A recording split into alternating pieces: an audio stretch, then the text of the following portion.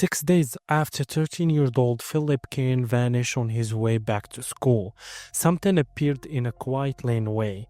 It was his school bag. Not his body, not a witness, not an answer, just the bag he had carried that afternoon. At that one discovery turned the missing boy case into one of Ireland's most disturbing mysteries, because the laneway where the bag was found had already been searched. According to guards, Philip disappeared on the afternoon of October 23, 1986, after leaving his home to return to school. He never arrived. For decades, the central question was simple: who took Philip? But now, almost 40 years later, a new question is being asked. What if the suspect many people connected to the case was not the answer at all? The question brings the case back to Eamon Cooke, the former pirate radio boss and convicted child abuser who became linked to Philip's disappearance in 2016. But a new theory has now challenged that connection. And to understand why this matters, we have to go back to the short walk Philip was supposed to make that afternoon. Philip was 13-year-old. He lived in Dublin and attended a near school. He was not far from home. He was not a long journey. He was not crossing the country. He was moving through the ordinary pattern of a school day. According to guards, Philip left school around lunchtime and walked the short distance home. He had lunch. Then around 1:30 in the afternoon, he gathered his school bag and left the house to return to school. That was the last time his family saw him. This detail is important because Philip did not vanish late at night. He did not disappear in an isolated rural place. He vanished in daylight between home and school on a route that should have been familiar. That is one reason the case becomes so frightening. It suggested that danger had entered a normal street, in a normal suburb, during a normal school day. But the most important part of this timeline is not only where Philip was going, it is how little time there was for something to happen. Philip's disappearance happened in a narrow window. He left home in the early afternoon. He was expected back at school, but he never arrived. There were no confirmed sightings that explained what happened after he left the house. No confirmed escape, no confirmed accident, no confirmed destination after that point. For investigators, that creates an immediate problem. A missing child case needs a last reliable location. In Philip's case, the confirmed trail stopped almost as soon as he stepped out to return to school. The route was short, the time window was tight, and whatever happened had to happen before anyone could raise a clear alarm. That is why the case had always carried out one disturbing possibility. If Philip did not reach school, then someone or something interrupted him very close to the ordinary safety of his own life. At first, the investigation had no school bag, no confirmed suspect, and no explanation. Then 6 days later, the case changed. 6 days after Philip disappeared, his school bag was found in a laneway near the school. Guards later identified that laneway as the one linking the home to the school. Some of Philip's books were missing from the bag. That detail has never stopped mattering. A school bag can tell investigators several things. It can show whether someone handled it. It can show whether items were removed. It can suggest whether the bag was dropped in a panic, planned later, or separated from the missing person before being placed somewhere else. But in Philip's case, the bag created more questions than answers. Why did it appear days after the vanish? Why was it found in that laneway? Why were some books missing? And why did nobody come forward with a clear explanation for how it got there?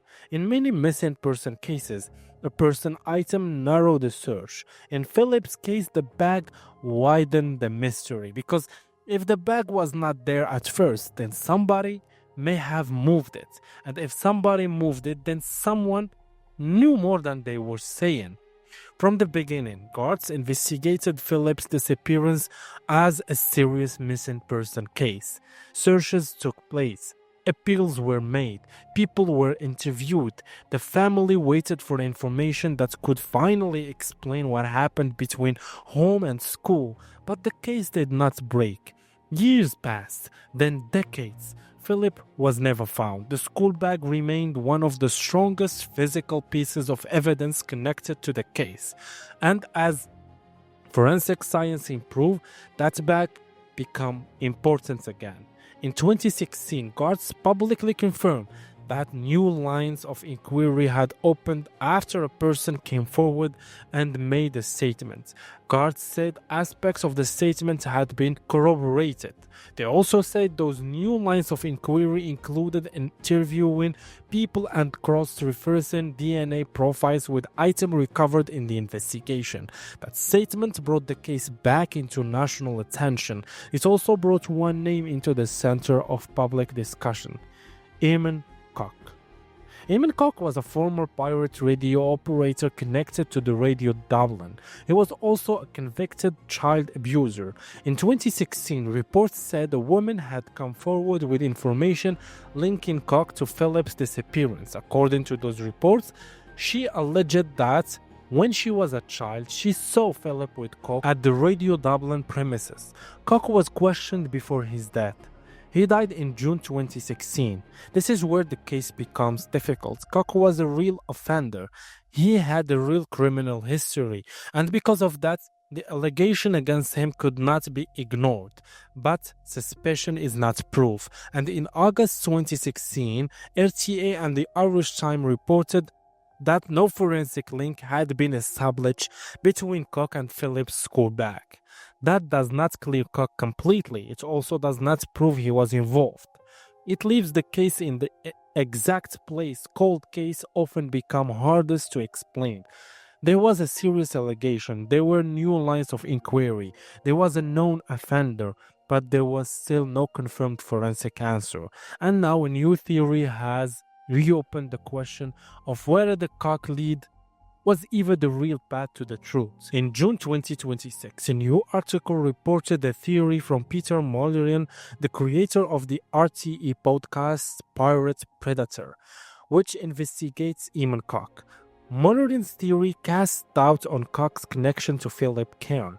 According to the article, Molyneux argued that Cooke may have been unlikely to involve himself in Philip's disappearance because of his legal situation at the time.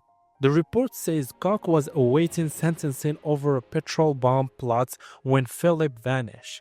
The theory is that Cooke would have had a strong reason to avoid attention and stay on what Molyneux described as his best behavior. The article also reports another point. Cooke was trying to make his pirate radio operation legitimate by seeking a broadcasting license. If true, that would have given him another reason to avoid drawing suspicion. This is not proof Cooke was innocent in relation to Philip. It is not proof another person was involved, but it does challenge a simple version of the story. For years, Cooke's name has been one of the most disturbing names attached to the case. Now the question is whether his criminal history made him look like the obvious answer, even without the evidence needed to close the case. That is why the school bag matters again. The confirmed evidence is limited, but powerful. Philip left home to return to school. He never arrived. His school bag was found 6 days later in a laneway near the school. Some books were missing. A latest statement to guards opened the new lines of inquiry. DNA cross-checking was part of that inquiry. No forensic link was publicly established between Eamon Cooke and the school bag. Those are the facts. One possible theory is that the school bag may be more important than the suspect. This theory does not accuse any person. It simply asks whether the person who placed, moved, or abandoned the bag had direct knowledge of Philip's disappearance. If the bag appeared in a searched area days later, that could suggest it was not just lost during the original walk. It could suggest that someone kept it, moved it, and returned it. If that is true, then the person connected to the bag may have been closer to the event than anyone else. The problem with this theory is the missing proof. Publicly, there is no confirmed evidence identifying who handled the bag. There is no confirmed public DNA match. There is no confirmed witness who saw someone place it there. But it fits the central weakness of the case. The strongest physical clue did not lead to a confirmed person. And until that gap is closed, every suspect theory remains incomplete. Philip Cairns has never been found. No one has been convicted in connection with his disappearance. Courts have continued to appeal for information across the years. In the 35th anniversary appeal, courts said there may still be people who have information about Philip's disappearance or about his school bag, including people who were young at the time and were not in position to come forward. That appeal matters. It means investigators still believe memory could unlock something, a small detail, a conversation, a person seen near the laneway, a strange movement around the school bag, a piece of information that felt too small in 1986 but could mean something now. The Cooke theory may change how some people look at the case, but it does not change the outcome. Philip left home in the early afternoon. He did not come back, and almost 40 years later, the evidence still has not delivered a final answer.